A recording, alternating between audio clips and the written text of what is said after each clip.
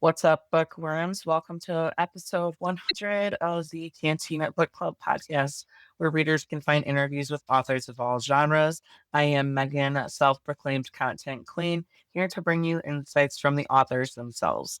Each week features a Cantina conversation with an author. This instance, for episode 100, I'm doing something a little bit special. I've gone through all 100 episodes, all the interviews I've done so far, and have chosen my favorite clips.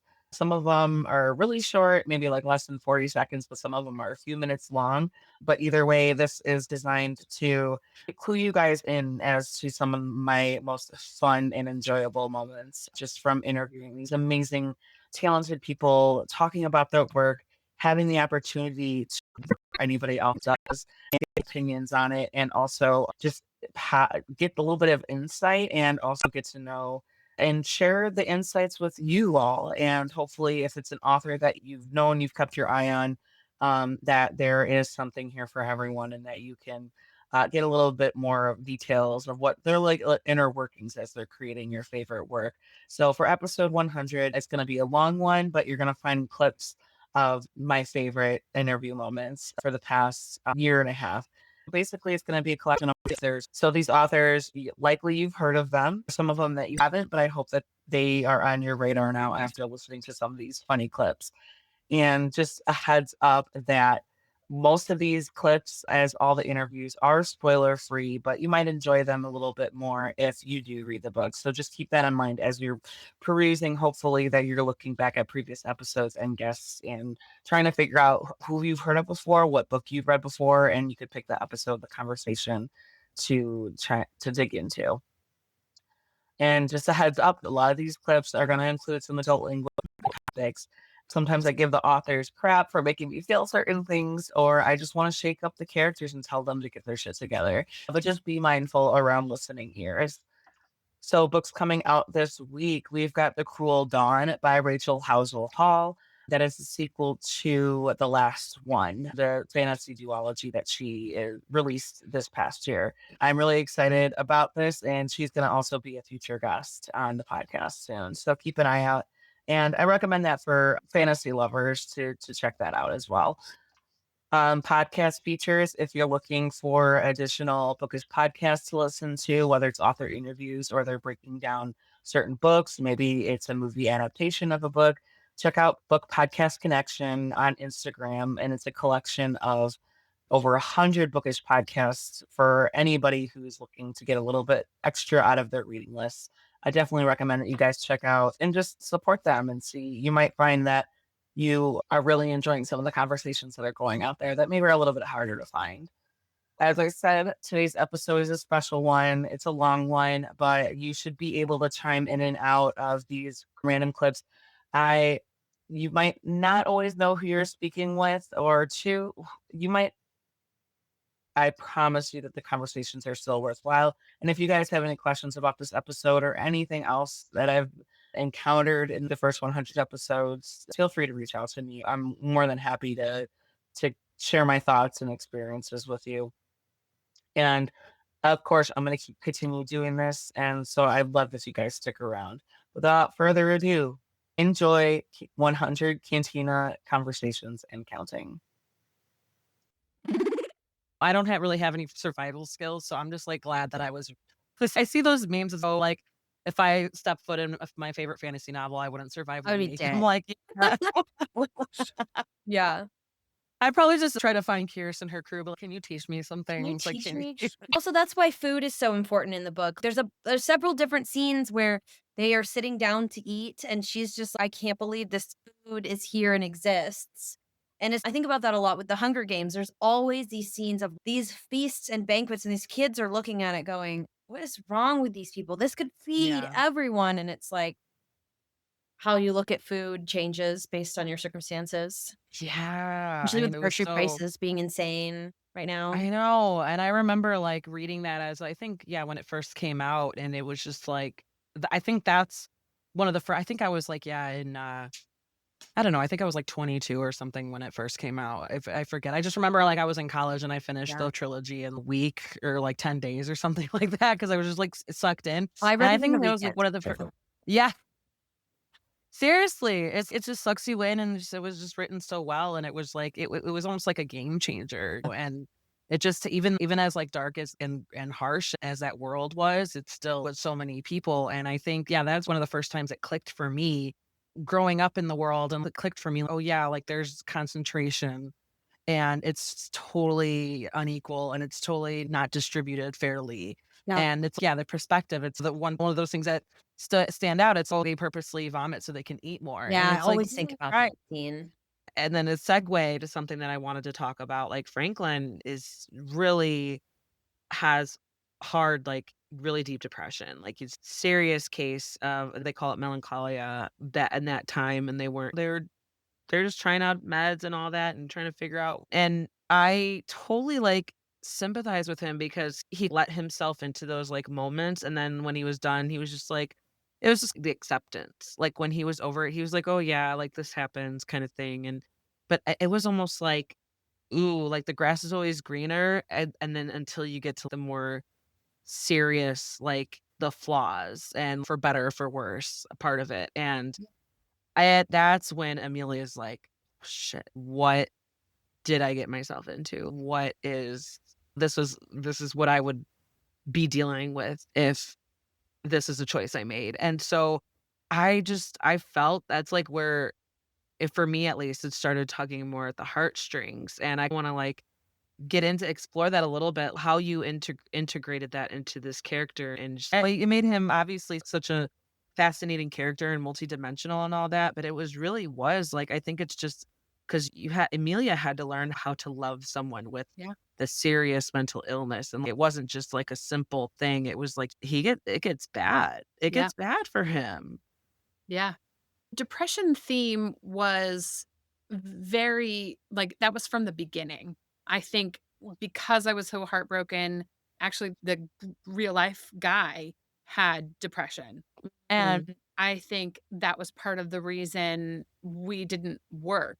And it was more that he didn't want to let me in to help and not like at a 3-month relationship, not that you can just be like, all right, here I'm giving up my life. Or yeah. Um but hindsight, thinking back, it's what could I have done differently? What would I have chosen? Would I have chosen had this gone on longer? What could have happened? And it was I did actually do now that we're talking about this and going back into research, I did do some depression research. And they did have treatments and things back then, and some of it was crazy. This was the age of like lobotomies and like they would do electric shock and things like that. And but there were also medicinal things too Yeah. and different routes.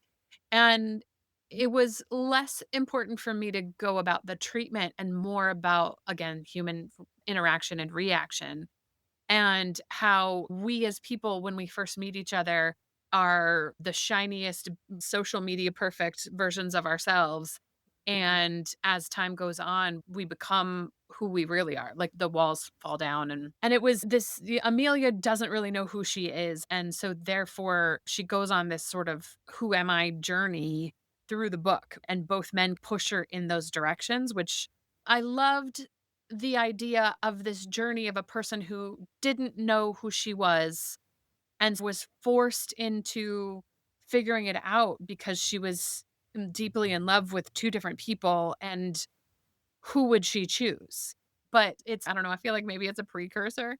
The fact that the depression, she had to figure out who she was and that there's nothing you can do. Like for someone who is depressed, they have to help themselves. For anybody who has any kind of mental disease, they have to be their own hero first. They Yeah, have to they 100%. But the most enjoyable was probably reading about the Lemurians on Mount Shasta. I think just finding all of those different the pieces, reading about Frederick Spencer Oliver and how he, his story and finding out little bits and pieces more and more about his story. And there's all the crazy stuff that just happens at Mount Shasta was really fun. Yeah.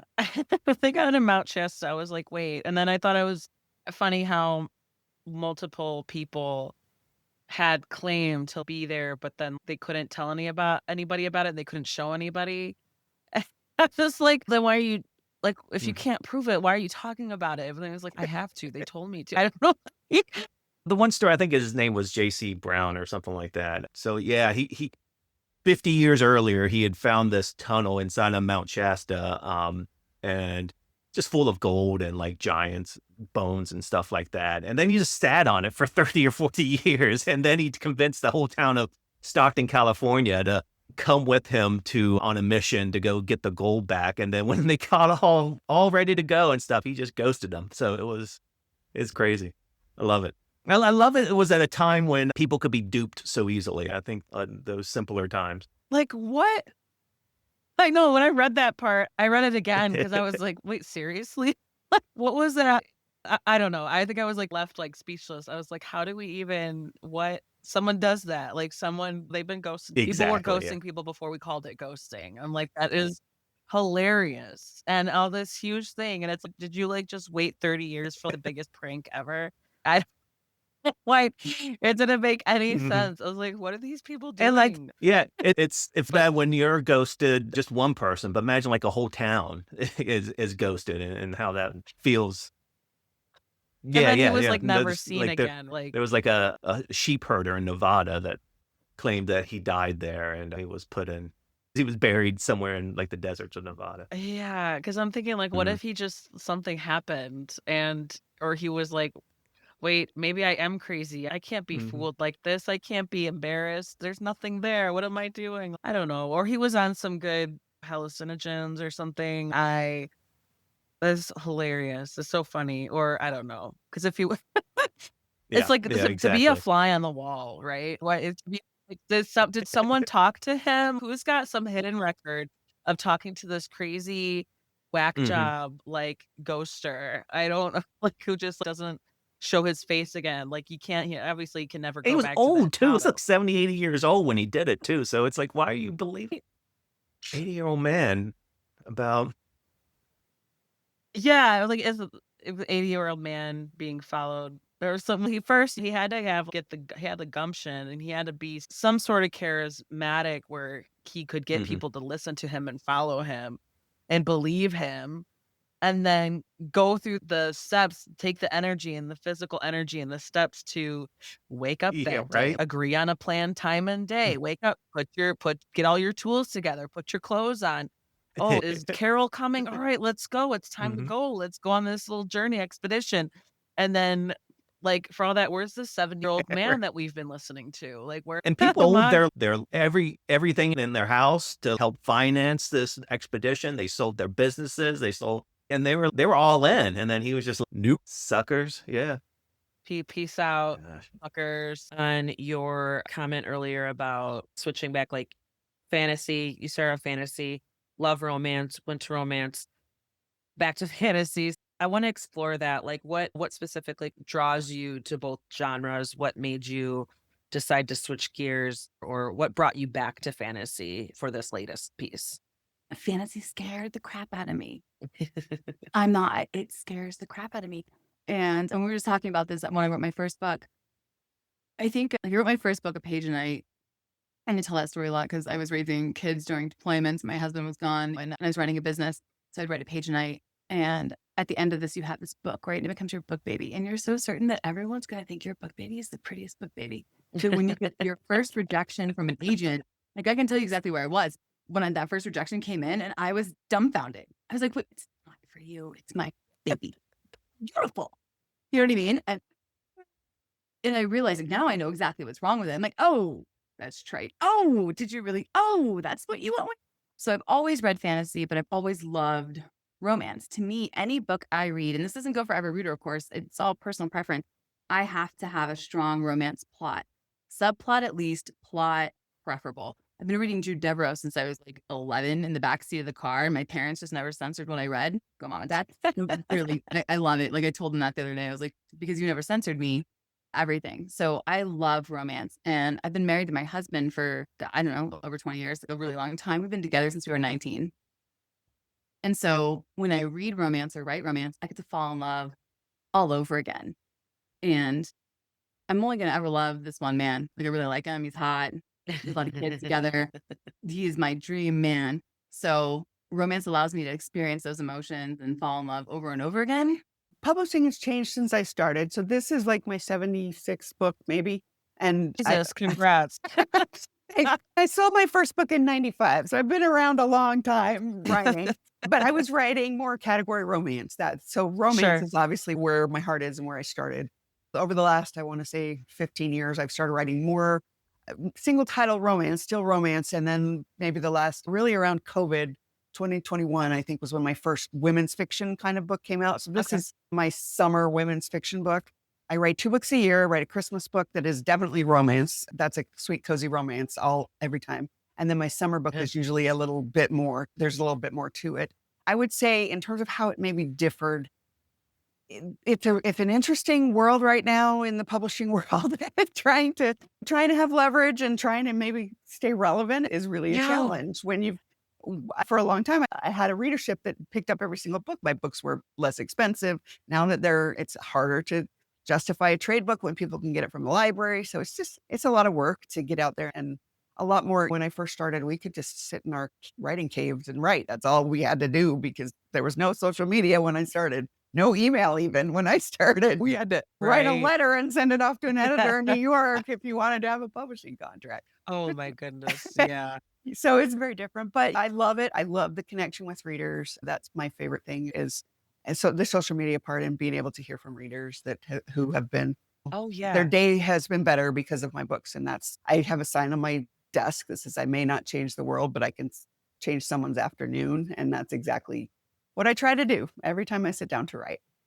It was fun to draw some of the parallels between some of the characters because they're in like many different circumstances and playing different roles, but a lot of them, it's funny to see the similarities between their characteristics and how they're playing on those characteristics, how to play their roles and how they choose to do that. Because yeah, like you said, like Shakuni and Krishna, they try their best to stay. In general, they're like a few steps ahead of everyone else. And then on the other hand, there's Karna and Shishupal, who remind me of, like you said, they're like humming and they're like golden retrievers. They reminded me of like where maybe they wear like rose-colored plastic, like you said, idealistic, but because Shishupal, he's trying to do the right thing and follow orders, but he's trapped in like this really complicated, like he doesn't know how to navigate that because he's not a politician. And same with Karna. Like he didn't want to necessarily be in the position that he's in, but he is. And nobody's happy with it. And he's not even like sure that he's happy with it. This is where I am and I'm gonna fulfill my role and I'm gonna do my best. But that's so, I really did love Karna, but that's just like sweet summer child. Like, what are you doing? It's like even some other I think you just characters gave who a are like, wow, character you don't bio. lie, do you? What? You just gave a beautiful character bio for Karna, sweet summer child. I think that's what I'm going Yeah. to use. Guns and guns for sure. But with Shishupal, I think my frustration as a lawyer, I had a great time. I love law. But the whole idea of I just want to chill and be at my house and stay on a couch. That's all Shishupal want, even at the start of his chapters. He does not want the attention of the gods of the king. But he's constantly pushed into situations where he has to deal with murderous psychopaths and competing for princesses' hands where he doesn't want to. And it's amazing that he's a reluctant hero. He doesn't want to be in these situations at all, but he's pushed into it. And similarly, Karna, who is so talented as an archer, who really wants to be the best and do a lot for his caste because caste was a real issue. Like racism was a big issue in the States. We had a Yeah. caste issue. And he's from the lowest caste, and his rise and the fact that he suddenly finds himself on the other side of things because one of the highborn people just promotes him. So he doesn't get to create that revolution which he wanted because he's suddenly promoted and he does not know how to deal with that. So Yeah. dealing struggles was yeah, it was fun to explore that, the different facets. How do you keep things fresh? Just keep writing in the same genre. You're with the Love Through a Lens series, it was like tiptoeing into the sports romance genre. And then now you're in it, going along those lines. Yeah, like how do you keep things fresh? How do you come up with new ideas? How do you like try out new things instead of just being like, oh, it's the same love story, just in a different setting with different kind of thing? My brain never stops. And I say that literally. If you give me a situation, I can make a romance plot out of it in a heartbeat. And I do it all the time. And it drives me crazy because there's not enough time in the day to write everything I want to write. But I always try to think of how I can make it different from what's already out there because there's no new stories really. And how we said earlier with the romance novel, character A is going to meet character B. They're going to fall in love. There's going to be stuff along the way, but that's the blueprint. So when writing, I really try to think of things that I haven't really seen before, things that I would like to see, things that are a little bit different and I think would be received well. So like right now I'm working on a rival social media managers for two football teams. And so it's still sports romancy, but it's like not. And this is all inspired by the whole thing with the Orlando Magic and a theme song. But I don't know. I just want to write things that are different. And with this, like with Face Off, like Candy Steiner wrote Fair, I think it's Fair Catch. You Fair, can yeah. find it in your bookshelf. Let me look behind me with the female kicker.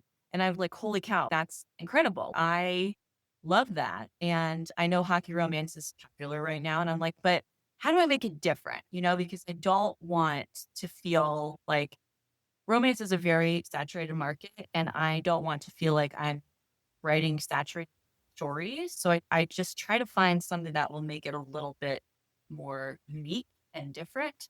And there are a lot of ideas in my head that are in that realm of things. Yeah, I don't know. There's just a lot going on up here all the time. And I roll with it. And that's why I jumped from the Left Through a Lens series to hockey, is because Maverick's story was just like speaking to me, and I'm like, I have to write this. Like, I have to write the female NHL player, and so it threw off the timeline a little bit of finishing that series and starting this series, but I don't regret it because that's the one I've written, and I don't want to write a story that I'm not excited about. So in the moment, that's what I was excited about. I love like that you build characters with insecurities because Andy, like, she's short, she's like small, but she's got a big booty but she's got like tiny boobs. And then there's if you watch someone with her figure walk down the street, you'd be like, no, that she's cute. But of course, almost every woman who like beautiful or who has a unique like body shape, they will find things that they hate and or the things they wish they could change. Even then in book 2 when she's I'll do whatever I have to be like the perfect woman for him, and he's like, what are you talking You about? are He's like, yeah, and I love that. I just love this. Just adds another layer, and it adds such an authentic like point of view, not just for her as an individual character, but in a relationship. That's totally a realistic conversation that people in relationships have, where one person is insecure and the other person is, what are you talking about? I love everything about you. Like, I don't care that other women have big, like, those are things that he like. Even I think I remember this is an essay or a spoiler, but in the work holiday party in the beginning of book 2, where she like decides to go last minute and she's even like in her internal dialogue, she's like, oh God, should I have gone sexy like all these other people have gone? But she just came dressed up as the dude, the Big Lebowski in true Andy fashion. And Lex is she's the most beautiful person here, even though she's wearing like a boxers and a robe and like Yeah. I wanna and I love just her. it's such a special I love that authenticity with just I think that's what makes me like connect to these characters so much and just connect to your writing because you're able to make it organic, like it's just real. Like you're not forcing that dialogue or those thoughts. Like it really is what would naturally happen if he's pining after this woman and nobody else can compare Yeah, to her. I think that's something we are all day, every day. We see those perfect figures on Instagram and models and fitness influencers and everything. And the worst part is so many of them do touch ups, like Yeah. enhance their waists and their butts. And we are harassed with this all day, every day. And they Yeah. lie, they get BBLs, and then they're like, no, this is because of all my Hungarian squats. Yeah. So we have this all the time. And so it is so easy for us to actually, it's been going on since the 70s with Twiggy, where women had to be as skinny as it gets. I think it's, Yeah. what is it? It's toxic skinny, it's heroin skinny, or something like this, like crazy thing. And I think it's important to find the glove that fits you. If you're with the guy who doesn't like how your body looks, you shouldn't be with that guy. Don't 100%. change your Yeah. body for the guy, change the guy for your body. Because Yeah. there are plenty of fish in the sea, and some fish are gonna itty bitty titties, some fish are gonna like big boobs, some fish. There is some for everyone. And at some point, we need to stop like being so obsessed with the way we look and try finding somebody who likes the way we look. 100%. Or it's kind of like they're attracted to you because there's that unspoken, unexplicable thing, like where they love the body that's attached to you, And that's, no I matter think, what. Lex says at some point he's an Andreophile in book one because he's, I love everything about you. And if she had a smaller butt and if she had bigger boobs and if she were 5 inches taller, he would still love everything about her. It's not about Yeah. the body. It's not about the appearance. He'd still love her if she didn't have the freckles, even though he absolutely adores the freckles. Like, Yeah. finding someone who sees you and who doesn't see a flaw on you, which is also why the mirror scene in the second book, and I'll keep it at that because I don't want to spoil anyone, was Yeah. such an important scene to write because we have flaws and it's so easy to criticize ourselves, but sometimes it's also good to see ourselves through somebody else's eyes. No, absolutely. I love that scene too because it's so important. It's so important for her to see what he sees.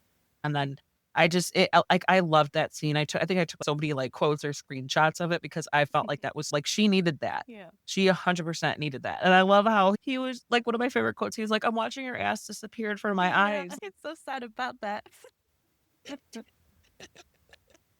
And through your characters, it's just recognizing that and like how you said, it's a convenient excuse, but it's a less scary excuse. Cause then if it's me holding myself back, then it means I have to be the one to figure that out and break through it. And it's not as simple as blaming it on other people. It's what am I doing?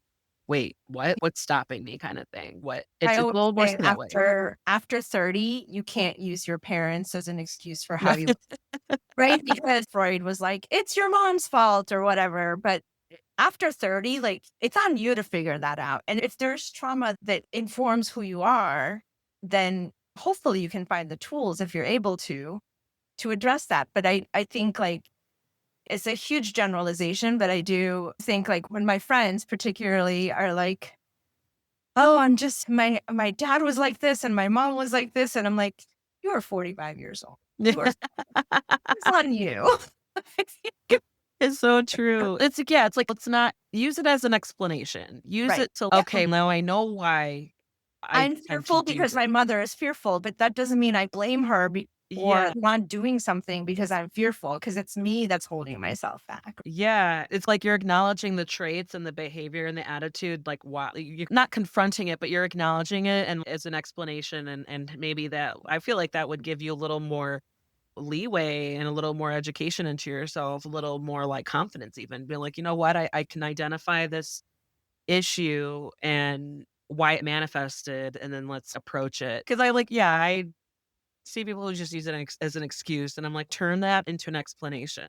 And Yeah. like it can help rewire your brain a little bit to help you look at it a different way. Just no, nobody's denying that you endured some of these things, but use it to tailor your approach to your life and figure your shit out. And then just some of the situations you get him into without being too spoilery were just how he makes an enemy for life with the situation where he's asking for a picture. Yeah. And then type of picture. And he's just the closest thing to reality in that book, because everything is raised to a level of absurdity. Like years ago, that part of it happened. There was a convention I went to, a veterinary convention. Everybody had different areas that they had to go to. Some people had horses, and I had swine. So I was assigned to swine and had to go to the swine convention in oh my St. Louis, goodness. Missouri.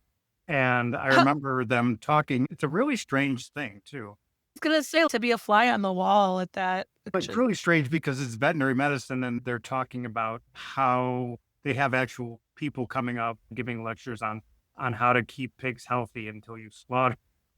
It's strange visit. But there was a picture of a flood somewhere down south, and these pigs had been stranded literally on the roof of a barn, a tin barn.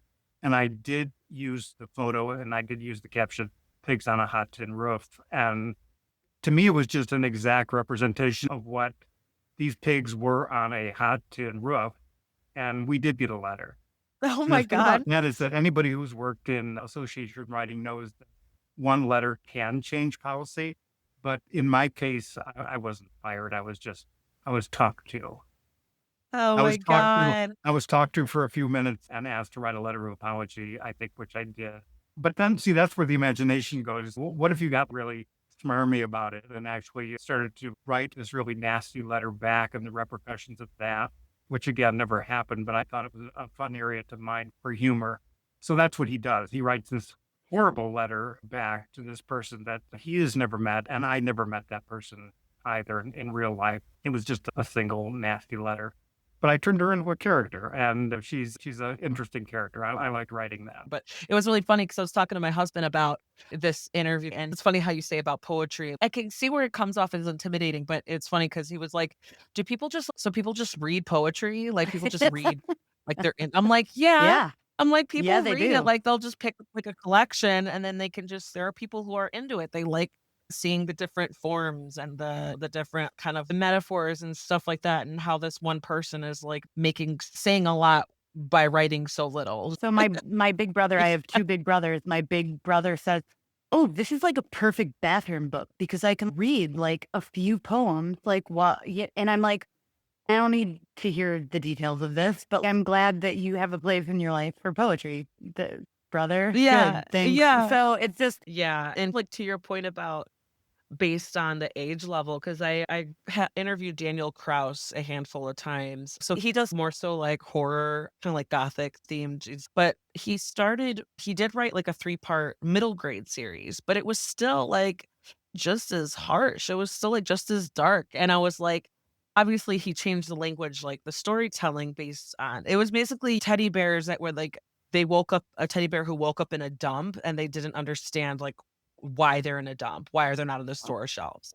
Yeah. And I was like, Jesus Christ. And Wow. so when I talked to him about it, where do you get off like writing such like dark shit for middle schoolers? And I mean, if they don't like it, they can put it down. I don't think we should like necessarily shy them away from some of like more serious concepts because he's like certain populations of children are growing up where they're walking next to pawn shops or liquor stores. They're walking in certain challenged communities in their areas and things like high crime areas and things like that. There's populations of children that have no choice. They're confronted with that in their daily life. Kids can handle a lot, and it's okay to let them decide like what they're ready for, what they feel like absorbing or feel like what they're interested in. And it's just, yeah, it's like a delicate balance. But he was just so pragmatic about it. I was like, yeah, okay, that's a good point. But still, like the teddy bears, come on. Because it was like at one point, one of them was like getting carried off by like a Don't even dog or tell me. something. Yeah. Yeah, I wasn't. I'm gonna read the Velveteen Rabbit, okay? No, I like So some kids are like Winnie the Pooh. They're easygoing. If they fall down and walk, they just say, "Oh, bother." Put their money in the tree and they're happy again. And then you have kids who are piglets that are pretty happy, but they fall down on the walk and they say, "Oh no, I have to go home. Walks are dangerous. I could get hurt." And they get consumed with anxiety. And then you have the rabbits of the world who are not the happiest fellows unless everything's perfect. And Rabbit Yeah. falls over the rock and he says, "Stupid rock, I hate rocks. You're not my friend." And he kicks it. And the rest of the walk, he's mad. He's thrown every rock he sees.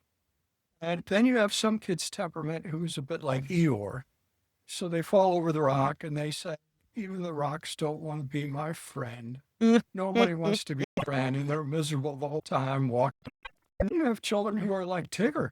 They fall rock and they say, "That was great. I want to do it again." Yeah. And they keep falling over the same rock till they're bloody and bruised and it's nighttime. And they're like, "This is the best walk I've ever been on in my life."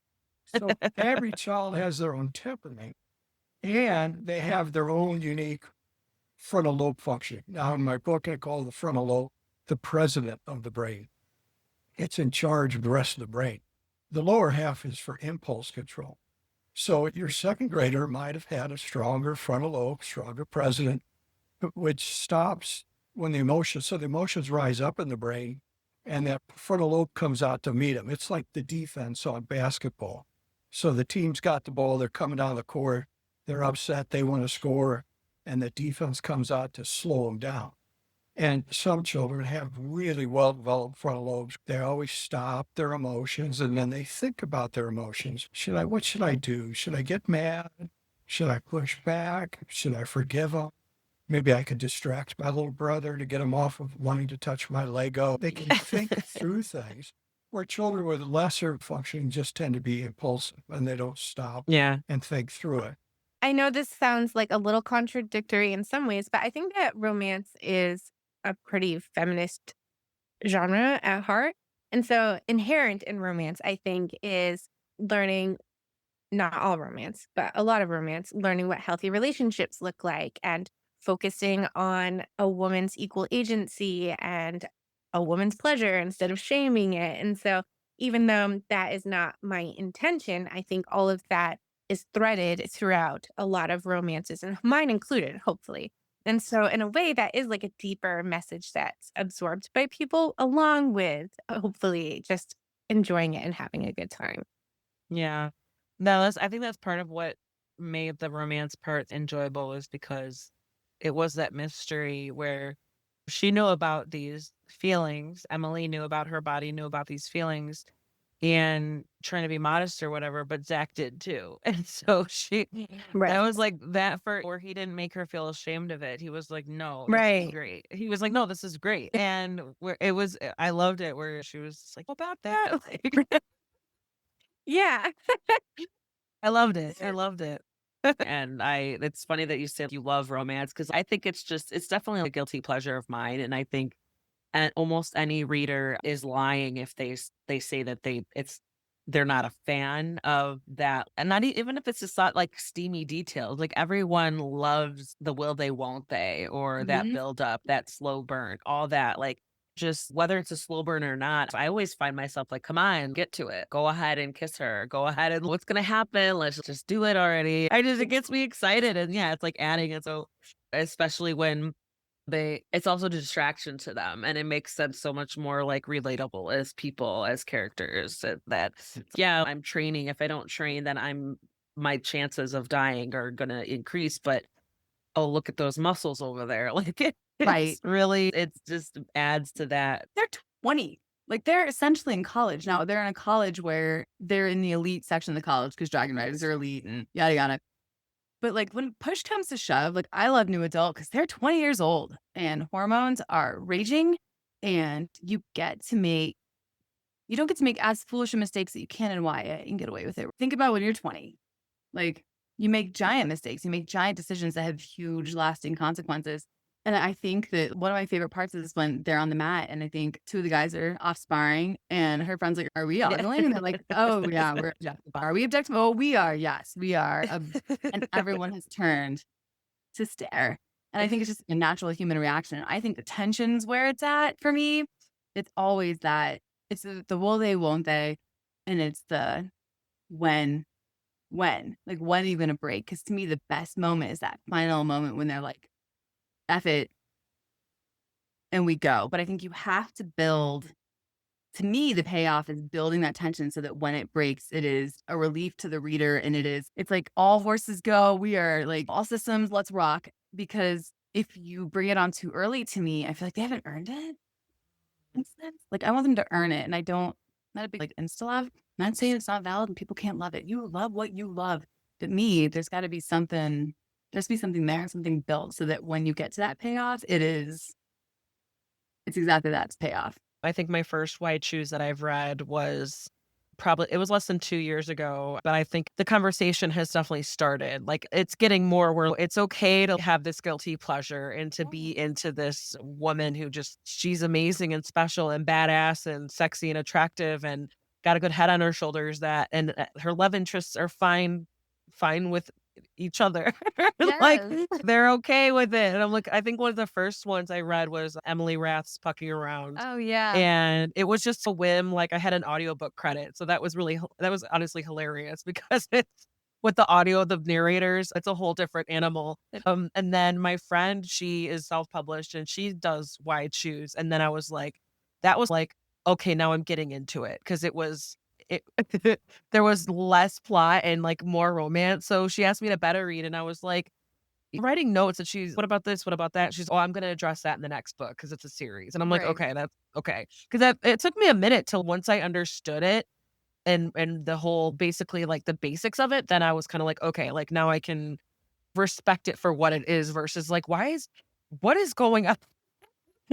But I'm right there with you because I got into Marvel because when I first started dating my husband, God, like 15 years ago, I feel like that's when a lot of like when Marvel Cinematics, the studios really started picking up, and they started just had that formula down, and they started releasing hit after hit. And then they started on the crossovers and stuff.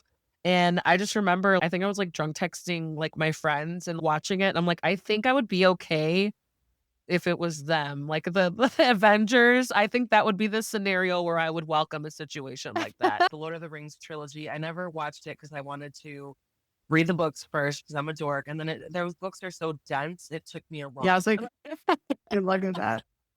yeah, and it took me a long time to read them. And even so, like Yeah. my parents, they gave me a copy of the trilogy, like when I was, I don't even know, maybe I was like 14. And I guess it's supposed to be written for like younger audiences, but I was like, I don't know what Tolkien was thinking, or like maybe his kids were geniuses, because I'm like reading this and I'm like, oh God, this is such It's a lot. And yeah, and so I didn't, and then so every time like any of the movies were on TV, my husband was like, oh, you're so lame, you haven't, or like any other jokes, like inside jokes or like memes, you don't get that because you haven't read it yet.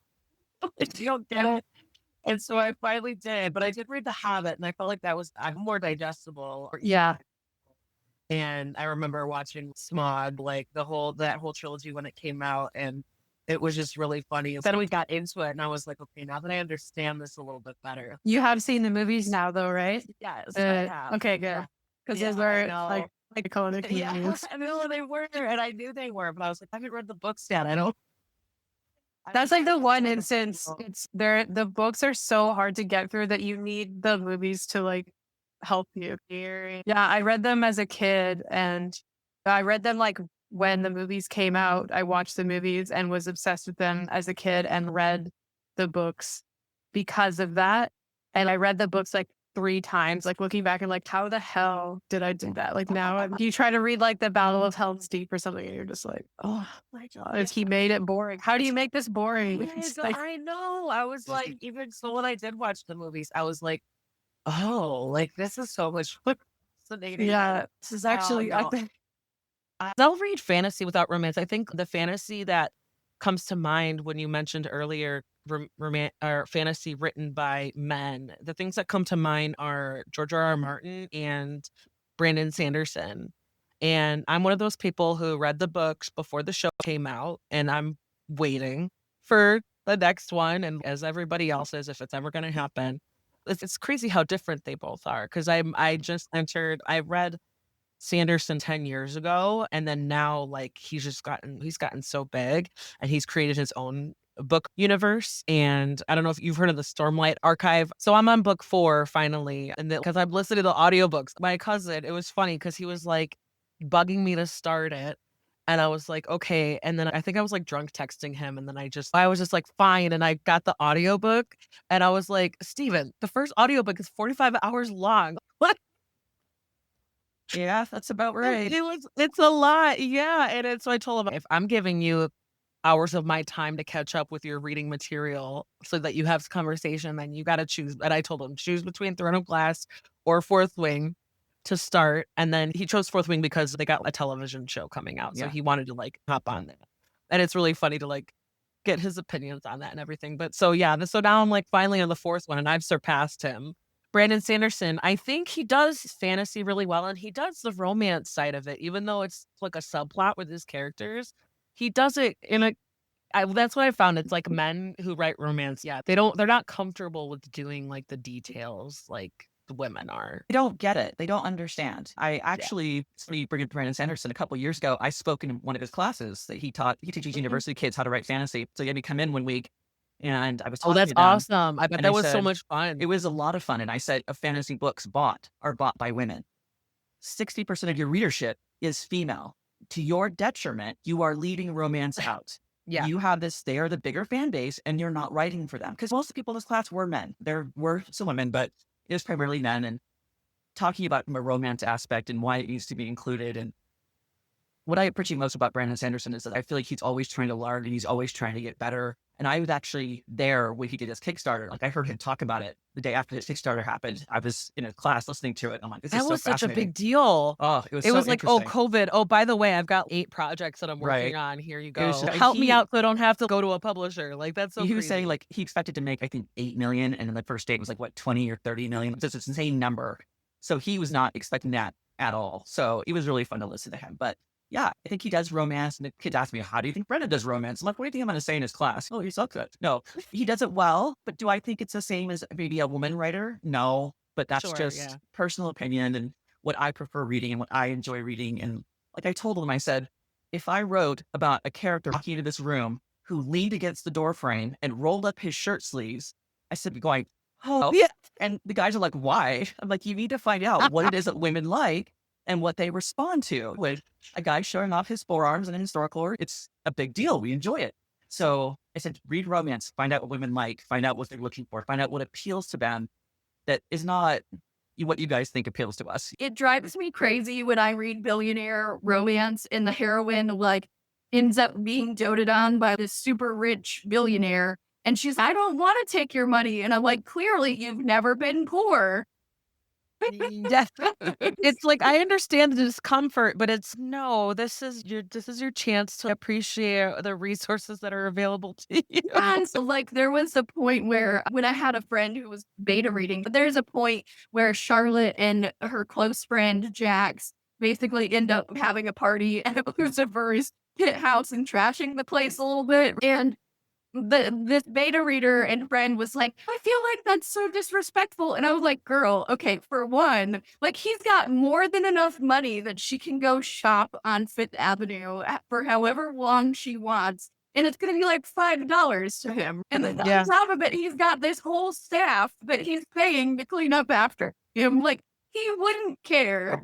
Like, Yeah. No, if anything, he would like, yeah, I think that's like where he's a little bit recognizing, oh, like she's not shying away from it. She's like, yes. it's because an added part of their relationship development where and even I didn't get the vibe that she was like, oh yeah, fucking time to let loose. She was just like she had a couple drinks in her and she Yeah. was like, you know what? She had never had that freedom and that luxury before. And so of course she was going to go a little bit wild. And she Yes. had her bestie with her who was like, yeah, fuck yeah, let's go. And I love that. That was like a little girl's dream, right? Yeah, let's max Little out fantasy. the Black MasterCard and let's go. But So I'm going to explore like the research. Did you approach it the same way as your previous books and anything that surprising that you learned, stuff like that? Yeah, there were a lot of really big, surprising things I learned along the way. And I got more and more. It was a rabbit hole I went down, and I got more obsessed with what Woodstock was like every day because writing historical fiction is familiar to me. I've written books that take place in the 40s, but something this recent and something this monumental in U.S. history was really interesting to dive into. There's all kind of cool stuff. Like I found out very early on that the promoters of Woodstock invited Roy Rogers to close the festival with Happy Trails, which I thought was the most bizarre thing. And of course he said no. But when you think about it, it makes sense because the people Woodstock grew up with Roy Rogers and the cowboy thing and Dale Evans. There were all really cool things. One other celebrity story that I think is interesting is that this was the beginning of Carlos Santana's career. He was 22 years old. He had been playing in bars in Tijuana right before this festival. And before he went on, Jerry Garcia. I love that. Yeah, Jerry Garcia gave him a hit of acid because he thought he was going to be going on hours later. And then they pushed Carlos Santana out onto the stage. And if you watch him playing during the song Soul Sacrifice, he has said in interviews numerous times that he thought his neck of his guitar was comprised of writhing snakes, and he couldn't even look at it. And it was one of the best sets they've ever played. But And he's still, yeah, and absolutely fascinating. so I want to explore the research that you did, anything fascinating that you learned, stuff like that. Oh yeah, there's a There's a ton of research that went into it, meaning, and my research is really just Googling. That's the extent of it, going down different rabbit holes. And there was a lot of that. It was funny the way that this story evolved because when I started writing it, conversational AI didn't exist. Or at least it didn't exist in the way that we know it right now. So ChatGPT didn't exist. It hadn't taken off. I did have to not necessarily adjust the story, but adjust some of the context and ways things are framed to acknowledge the existence of conversational AI when it became prevalent and contrast that with what Liv and her friend Lana were experiencing, which was an AI that was saying, I am real, which is very different than what ChatGPT does. So I'd say the biggest thing was where Breck starts is as a chatbot, essentially. He's this thing that isn't anything more than the code that he is. And then he evolves. And having him evolve in a credible way required my finding a structure to allow for that. And then using that as a way to say, okay, now we're going to introduce this capability, this level of self awareness. And so that became I was not familiar with the framework of childhood psychological development. As I looked at different ways that you could show, that one was one that just struck me as being very cool because I loved the idea of what that framework does is says you've got a baby and where is that baby and how do we evolve as humans?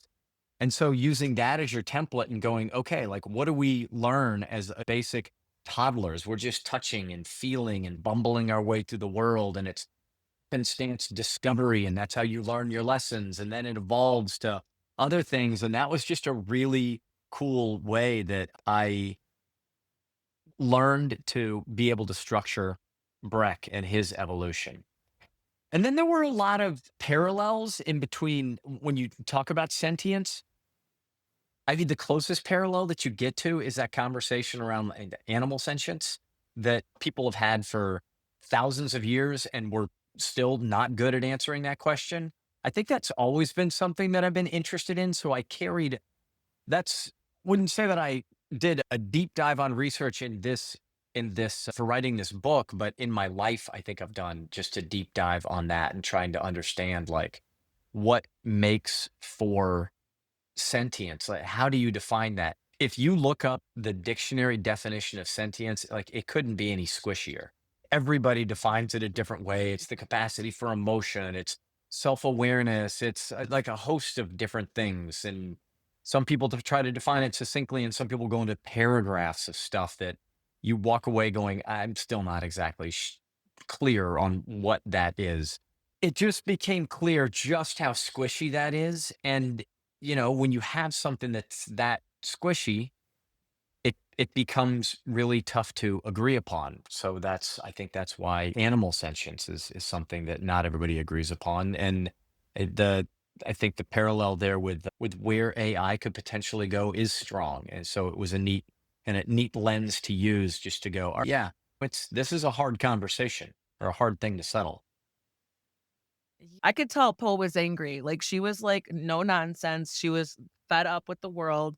She Yeah. was like, she was just like not having it. And Right. she had such little patience for her. So that definitely came across in your character. You And know that's what? a Fuck struggle it. sometimes, right? Because you're writing this character she's been traumatized in her past and she's still dealing with that. And you get so close to it, you're like, is anyone even going to, you don't want to say, is anyone going to like her? Because that's not so important.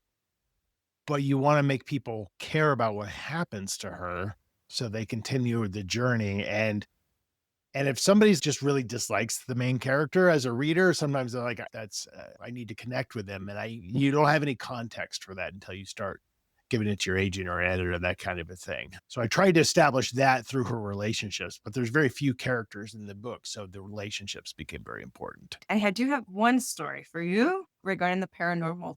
So I was born in Puerto Rico, so we're Puerto Rican. We're very superstitious, my family. We have a lot of superstitions around death. Like it was a mad panic, and we're Catholic. So it was a mad panic to find a priest to do the final race. So we had to do the final. So we had all the ritual. There was a lot of stuff. We did all the stuff for my dad. And I remember, and within my family, there's a superstition that they will come and visit you. And there's also more superstitions around, but I'll focus on this one. But I remember sitting with my dad's body, and then we sit with them. We sit vigil with them for hours. And we have family come and say goodbye before we call the funeral home. And I remember at one point I was sitting with my dad's body and I looked at my dad's body and I said, do not come to me as a ghost because I'm going to freak out, Dad. And I was crying, like, please, like begging him, like, do not come to me, Dad. Do not, I cannot, I think I would lose my mind and they would put me in an asylum if you came to me.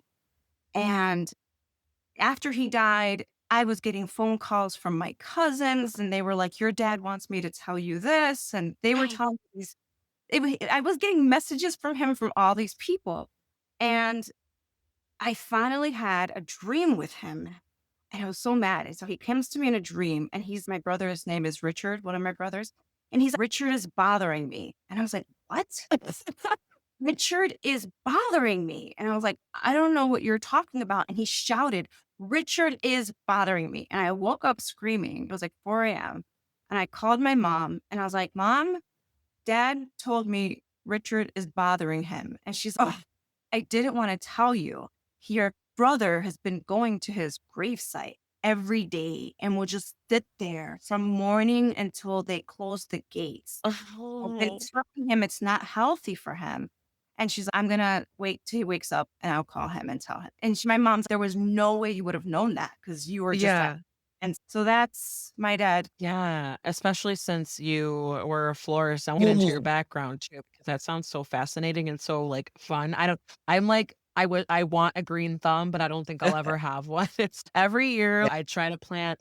I try to plant like flowers. I try something different every year. And then I've also gotten in mostly like deck plants, right? Like I don't have a huge like bed or raised garden or anything like that.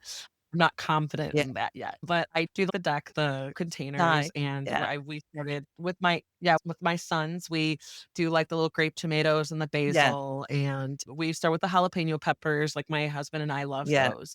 It's because like I try to think of things that we will actually use. Like we use basil for our pizzas. It's just something that I just always want to learn because my mom, she's pretty good at growing things. I'm jealous of her backyard, her patio, her little like fountain garden area. I'm like, Mom, you have to come over and help me. Let's go. So I'm so interested, and I love the fact that I think I could tell in your writing that you had fun with that and with the connections. and Every chapter, every point of view had some sort of connection and integration Yeah. into that. I and think stuff. it's because I used to run a flower shop years ago, and my background is I have a degree in history, so that's why I'm really interested. Oh, okay. There you go. Then when I left university, I went to London, and I lived in London for about 10 years, and I worked in advertising, which was all right, but it was never my love, paid the bills, and it was at the time quite a prestigious thing to be involved in. But I went to an Right. evening class and on floristry, and so suddenly I was making things with flowers, and I was like, "Oh, I really like this." So I got a Saturday job in a flower shop, and Yeah. eventually I started a shop. I started a flower shop. I was so naive. I just can't believe how naive I was about running a shop. But so I ran a shop, and then I was pregnant with my first daughter. I have 2 girls, and I thought babies just sat in the back of the shop. I don't know what my mother thought. She must just thought I was mad. She was just like, after a couple of years, Little rude I awakening. stopped and I left it alone for a while, and I went back, used my advertising background to run a market research company so I could do that whilst I was bringing the girls up. And then when they were teenagers, they just went, you're just missing flowers. You need to just go work 1 day a week in a flower shop. So that's what I did. I followed their advice. Like how many people knew what you were doing and knew that they were going to be featured? Well, my brother story? and sister and my mother and father all knew what I was doing. And Yeah. my father basically told me, don't ask for permission, just do what you want to do, which was, but I don't really think he knew completely what he was getting himself into. And I was so scared so I got it was before the Was advance. he like, "What, you think I have a pancake butt?" Like what? That's right. Exactly. And no, that's beautiful that you said that. But I didn't even have advanced reader copies. It wasn't even advanced copies, but I had them printed out like at FedEx office. I went home for Christmas because I still lived in Ohio at the time. And so I basically, on the way out of town, I dropped a binder off at each of their houses and I left town because I was so scared. That's hilarious. And the book was coming out in like 6 months. And I literally drove 17 hours home and was like, I'm out. And like that was going to protect me. But my friends were like, Amy, you've got to give them the book. You cannot just blindside them. Like it would. And so I gave it to them and I left town. And this a really poignant story about that though.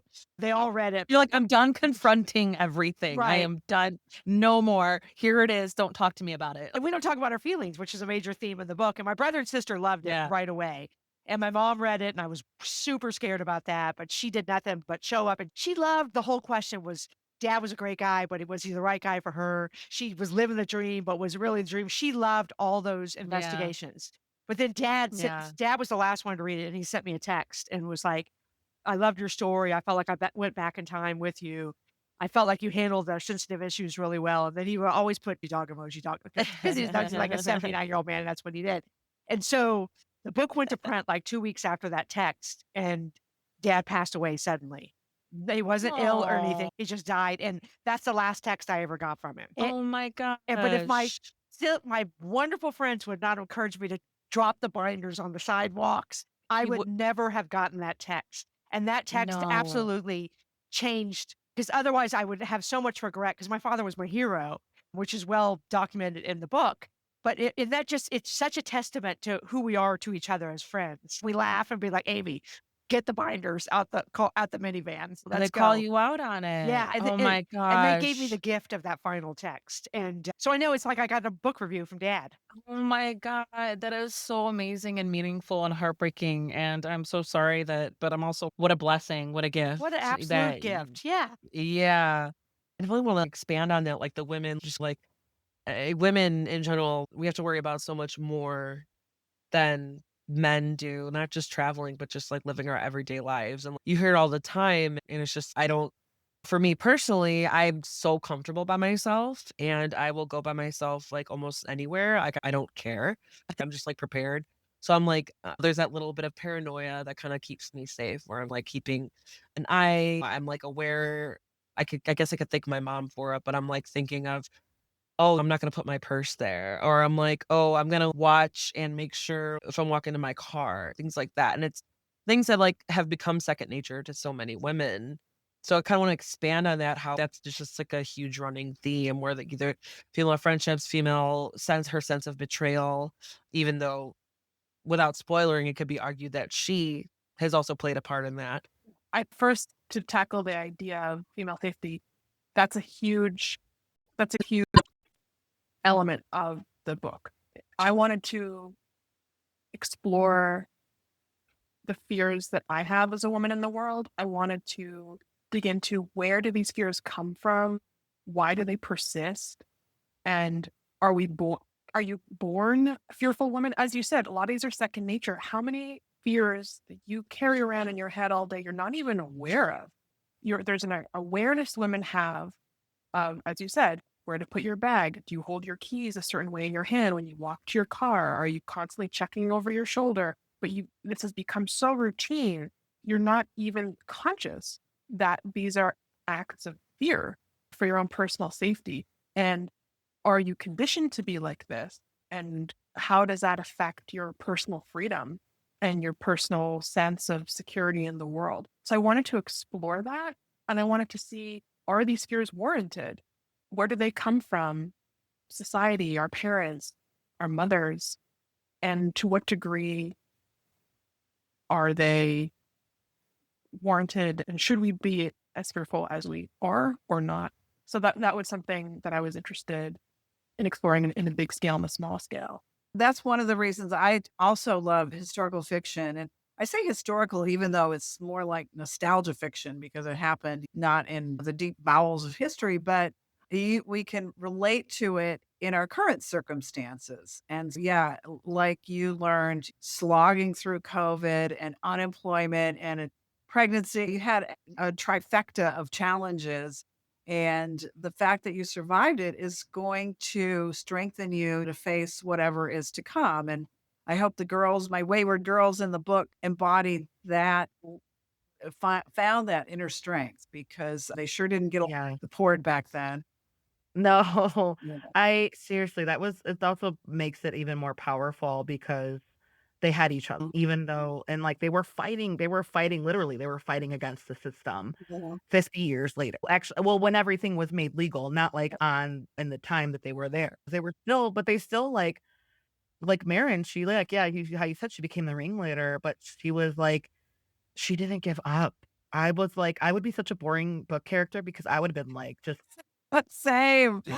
after the first, after 3 failed attempts, I would, okay. My characters are always braver than I am for sure. And yeah, it's fun for a writer to. Writers are more like Walter Mitty. We're hiding behind our typewriters or our computers or whatever and letting our characters take the gloves off. I think that's empowering to any writer and I hope readers when they read Wayward Girls if they'll reflect like you did, oh, that reminds me of me when I was that age or who I want to be now or something like that. We can go as deep into it as you're comfortable with, but I Mm. know that's definitely like a running theme and also want to explore like how you just navigated sensitive content, like protecting yourself and looking out for yourself. You're almost exposing yourself through your writing and that. Yeah, it definitely is vulnerable to write about something that is close to your heart that you've been through. And so I went through 5 years of infertility and miscarriages, and we did end up adopting our son from Guatemala. He's 18 now. And for me, that was the happy ending. Like he's the wildflowers that grew out of this whole journey.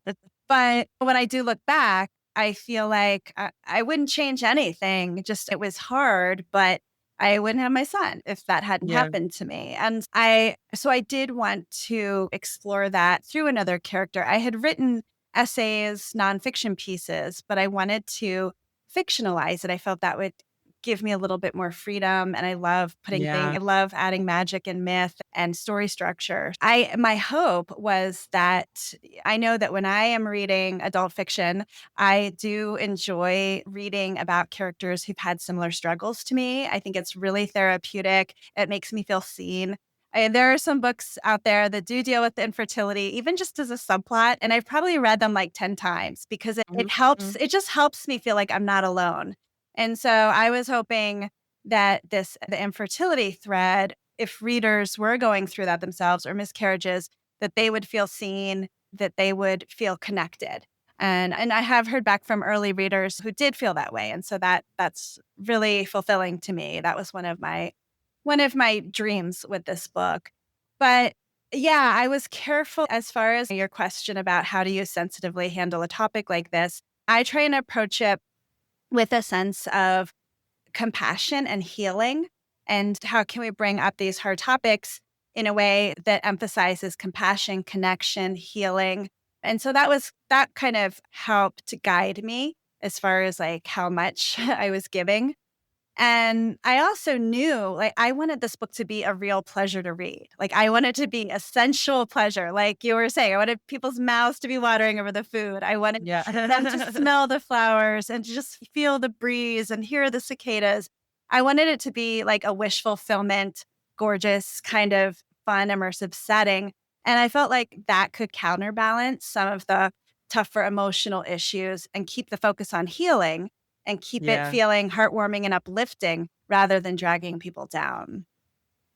There's that whole debate going on of, oh, you're just reading porn. And I'm like, so what? I'm like, why? Even if like men who watch porn to have private time, I don't care. I don't think that's a bad It thing. reminds me at some point, I remember it was, I don't know, it was like a religious man, archbishop, or I don't know, I don't remember which level he was on.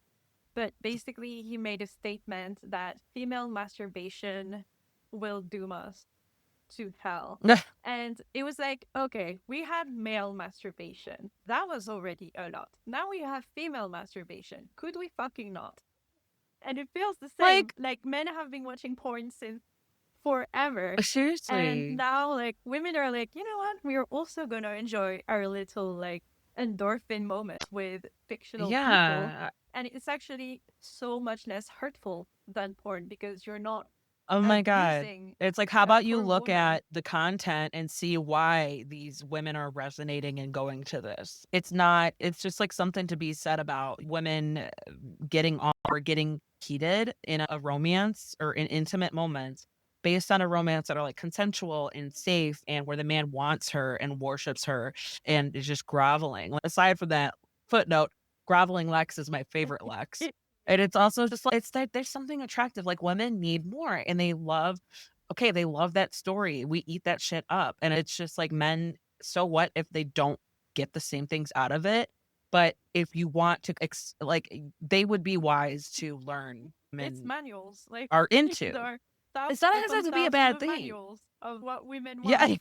And when you think about it, Seriously. it's crazy that women are reading books about like serial killers and they're being completely obsessed with them because Like true all they crime, want, yeah. and or like even books where there are no saints, like books where the main characters are serial killers and women are still drooling over it because those men give like the bare minimum that women want. Like they know. listen and they're there for their women and like, well, we don't care if those characters pay are serial attention. killers or killers.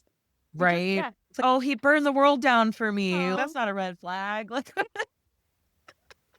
But yeah, it's I love it.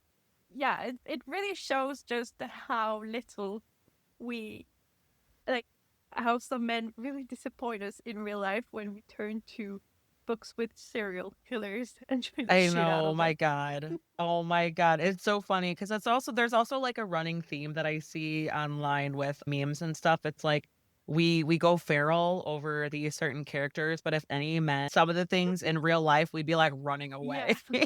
Oh, well. It's okay if it's a fictional I man. do It's not want to end up in the back of a van with my hands tied up. I'm a head out. Just in the way that poetry was a big part of the writing process for me, music was as well, because I think there's such poetry in a lot of the lyrics that King Princess writes and other musicians that I listen to. I was coming up with a playlist for the book for a blog that'll come out later, and they asked me to explain why certain songs were so pivotal to the writing for me.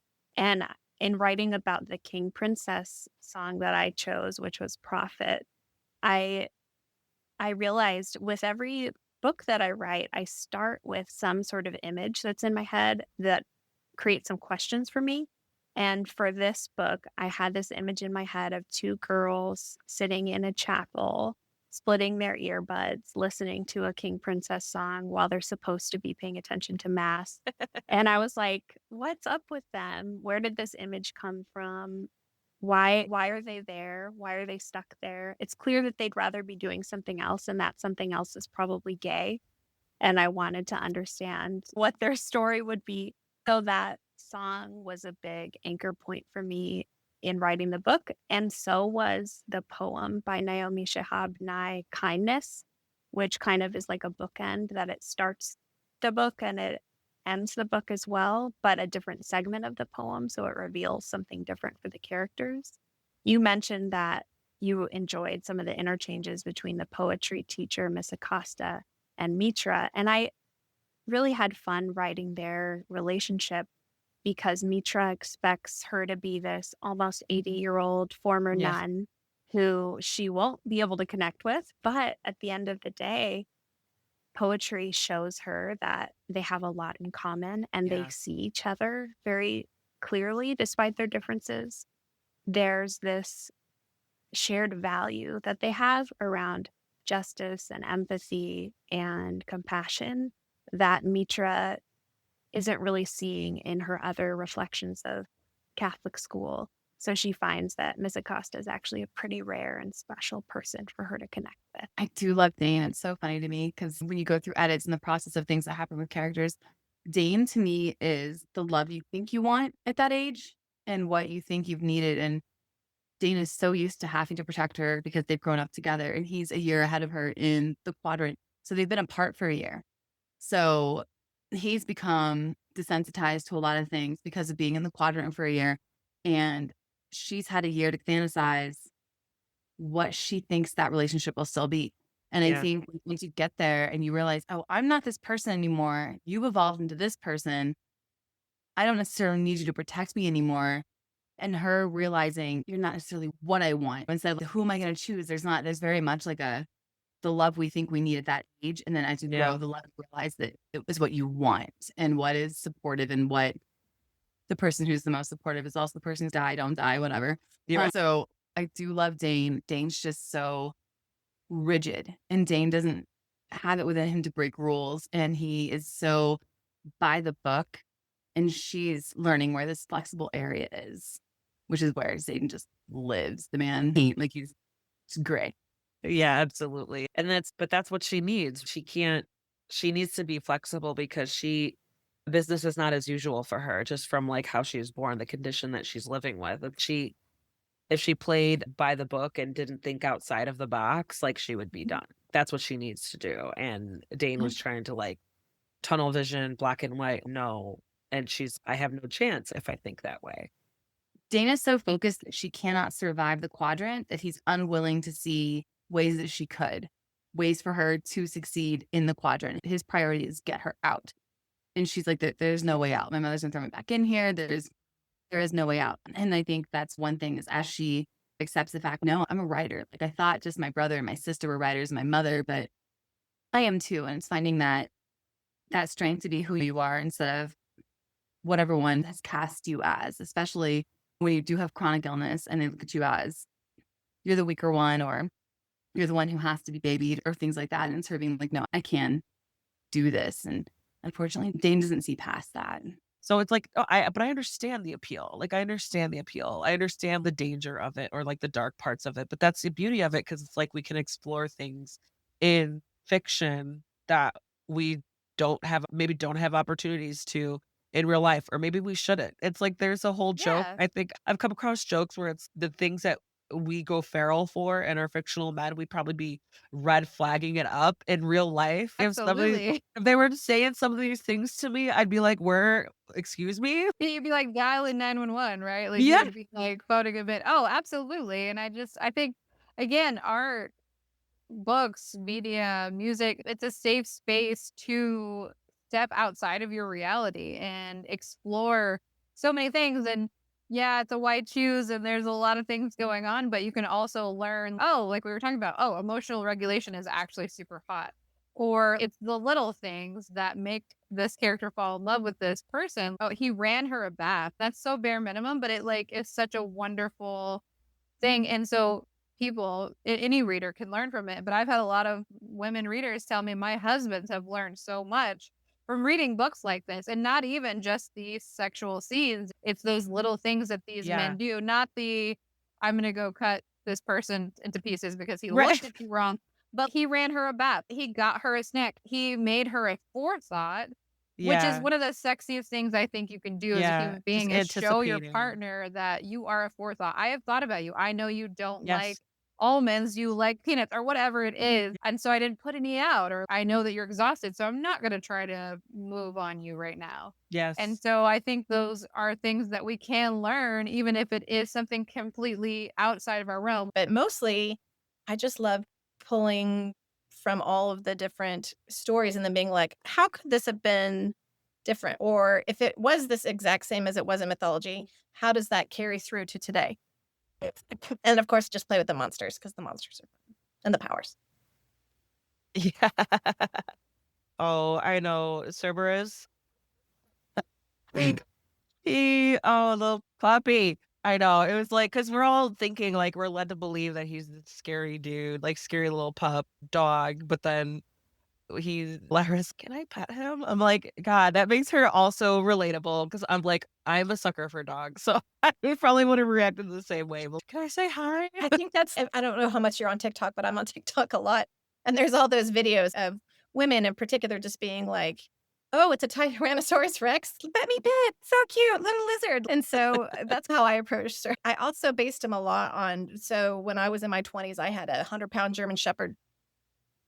And he would have ripped anybody up who approached me in any way that he did not like. Me, he was a total little softy squish with, and everybody else, he was like, yeah, don't come near my mom.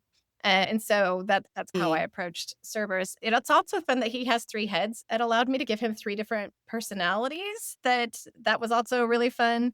You'll probably find that in my previous books, I do like to add some kind of dangerous pet character. So, for instance, in the Dominion series, he's a devourer, and he becomes her one of her little entourage. And so I guess I just really enjoy the dangerous pet trope. Okay, time traveling, they have no control over it, and they don't it's so terrifying because they don't know who's gonna fall, and they don't know when it's gonna happen. They just know that after a certain age, they're in the clear, or after a certain family if a family member falls, they're in the clear, everyone else. And so I was, like, thinking about the implications of that, and just the fact of, like, that it's an African American family, it's a Black family. It's because I'm trying to put myself in that position. I'm like, if I was just you have a family curse where even at any point in these past couple centuries that you go throughout the story where I think it's, 5 generations of the family, you're following this and it's, oh, you don't know where you're going to end. You don't know when it's going to happen. You don't know who it's going to happen to. You don't know where you're going to end up. You don't know what time period you're going to end up in. And I was like, for me, that's terrifying. That's like an irrational fear now of mine. Just get dropped somewhere where I have no idea where I am or what time it is. And I'm white. I'm like, I have white skin and I'm a woman, but just the fact that a Black family has this curse is so much more heartbreaking and terrifying. And it was just like, add that. Let's add so many layers to it. It adds so many layers of the implications and Yes. the horror and how much like just the preparation. Cause then it was a little, once I got the hang of, I like how you structured it, but it took a minute to pay attention. Yes, It yeah. took a minute to how long, but I think that was done really well Thank from you. a storytelling perspective. And yeah, I just remember, okay, cause some family members who are aware of it and they're walking around with always prepared. And then we also meet family members who have no clue what is going on and they're grieving, they're terrified, they're like, what is happening? And it's because they have no idea and they're so confused and they're so scared. And I was like flipping the pages. I was like, oh my God, wait a second. Like I was getting sucked in and I was rooting for them. My heart broke for them. And it was such a cool concept because that's one of the more powerful themes that I've noticed. Like I was taking like random notes as I was progressing through the story. And one of the things that stood out was there's a couple significant female characters. And there's something to be said about their actions it's because you're juxtaposing that with philosophy, the department that they work. A lot of philosophers believe that women were inferior and they're very misogynistic, and that was just like how the world was, and everybody should just accept it. And so juxtaposing that with women making choices, finding Ooh. their voices, like I love that. feeling like almost taking the power back, even though if it's as rebelling a little bit, being defiant and going against, even if it's reckless and self-destructive behavior, they're making that choice for themselves and they're I love using that that so power. much. I have honestly never even put that together, but it's such a great point because one of the things that I've had to reckon with is these philosophers that I love who do write these shocking things about women. And it's not, most of them can't be simply distilled into one idea. And so it's like learning to sit with this kind of ambiguity and this contradiction. But I never put 2 and 2 together that in a way, like my female characters are like some of the strongest characters and they have a lot of agency, whether or not they're making good choices, whatever good choices might mean. None of the characters, they all make bad choices Yeah. at times. Another thing that was so cool was like how that I guess I didn't think of was the art scene was like people were on edge to find that to secure that authenticity, to confirm it because there was post World War II and the Nazis were stealing art and there was like all sorts of forgeries going on because who could say who knows if the real one is in a Nazi's basement somewhere? Right. Who knows that? Who's to say that? And I'm like, that's so crazy how there's like a whole underground forgery ring. I've heard about Nazis like confiscating a lot of stuff from people, like high value stuff. But I was like, I guess I didn't take it a step further to the implications of that, of the aftermath of that, and Yeah. how there would be people taking advantage of that. I thought that was so cool. Yeah, and some of those troves came back onto the market earlier, but some didn't. This is 73, and that was World War II, and yet they were still having the market flooded here and there with an authentic trove, maybe forgeries in it as well, and everybody was on edge. But another really interesting thing I found in my research, which I loved, was back in the 70s, art was classified by insurance purposes still under marine cargo. And it didn't get this sort of cachet and elevated values until money came back into the global market in the 1980s. And people wanted to park their money places, and they started parking it in art. Because we know of art as Monet went for 100 million and that was just picking up pace in the 70s, but really took off wildly in the 80s. So that was another kind of interesting aspect of the whole thing of how we regard art.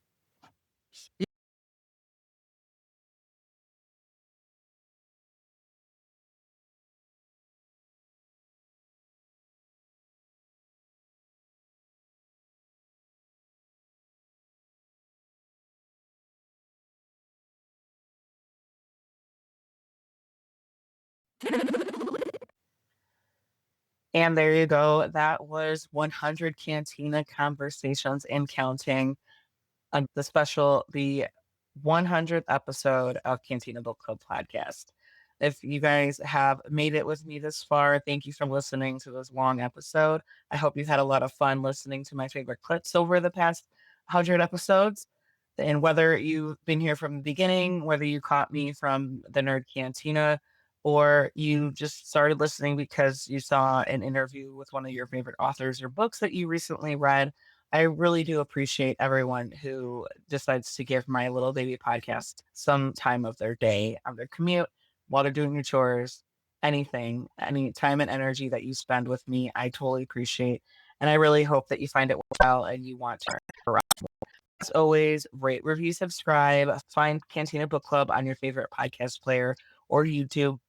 It's one of the easiest ways to keep up to date with what I've got going on and also support the show and help the show reach more listeners for more bookworms like you. I appreciate everything you guys do. And of course, and every week I say, if you need book recommendations, check out bookclub.com. If you're finding books that you like or authors that you like, go ahead and hop on to Amazon or Goodreads or your favorite book review blog, anything like that, or wherever you find book recommendations and leave them a rating and a review. It's probably one of the easiest ways to help them out. And as always, thank you guys so much for listening and for watching. And I hope you stick around for the next 100.